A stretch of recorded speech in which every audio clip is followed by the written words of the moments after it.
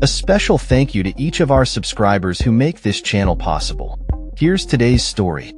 In a surprising move, Texas Lieutenant Governor Dan Patrick has announced a proposal to rename the popular New York Strip state cut to the Texas Strip. This announcement comes at a time when Texas is facing its worst measles outbreak in decades, raising eyebrows and sparking criticism about the timing and priorities of state leadership.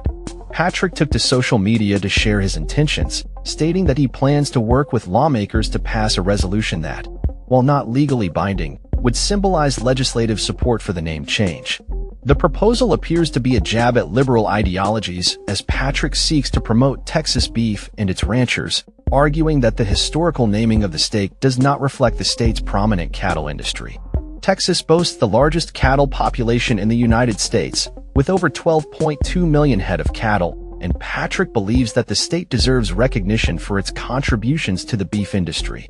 This announcement coincides with alarming health news, as Texas health officials reported over 145 cases of measles, including the tragic death of a school-aged child who was unvaccinated. This incident marks the first measles death in the United States in nearly a decade, highlighting the severity of the outbreak. Critics have been quick to point out the disconnect between Patrick's focus on renaming a state and the pressing public health crisis at hand.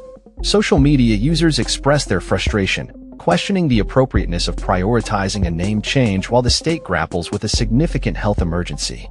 The proposal to rename the state comes as Patrick recalls a recent meeting with Texas cattle feeders, where he was taken aback by some expressing their preference for the New York Strip.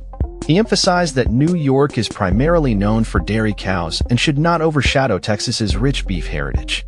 Patrick's resolution aims to encourage restaurants and grocery stores to adopt the new name whenever they update their menus, with hopes of it gaining traction both nationally and internationally.